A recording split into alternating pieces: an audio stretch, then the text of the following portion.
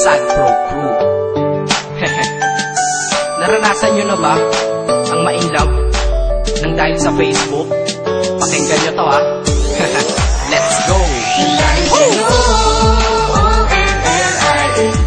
lang ako.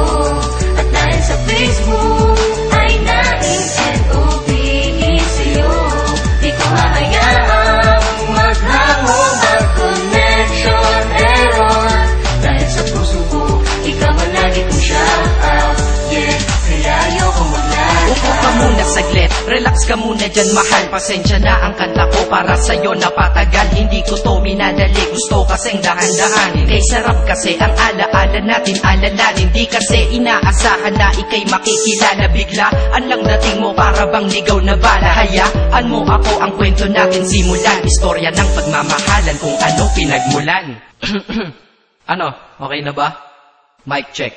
Okay, game. Isang gabi tutok sa PC at medyo maginaw. Tamang search ng girl sa Facebook, bigla ang naligaw. Ang aking diwa sapagkat isang anghel ang lumitaw. At alam mo ba kung sino yon?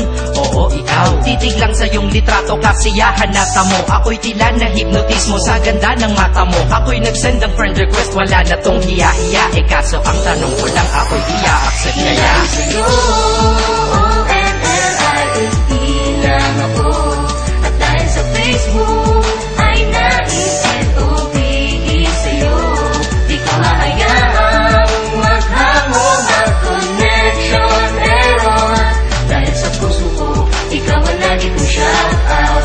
Yeah, kaya ayoko mag-lag. In-accept mo ko at nag-message ka. Thank you for the ad. Kilig ako sagad-sagad, kaya naman reply agad. Hanggang sa tumagal, tungkol sa'yo'y alam ko na lahat. Pagkat lagi kang nagkikwento pag ikaw aking katsa. Di ko inakala na makikilala kita at tila may kakaiba. Nadarama ko at nadarama mo, alam ko na parehas na to at isa. Pagmamahalan na mo ko sa atin dahil sa pisilang. Huwag mong iisipin na baka ikay magsisilang. Pagkat pag-ibig matatag pa sa pinakamatatag. At sa puso ko, ikaw nag-iisa na nakatag. Sa status ko, mahal ko na babae sisigaw. Siya'y ikaw, ay ikaw, ay ikaw, ay ikaw.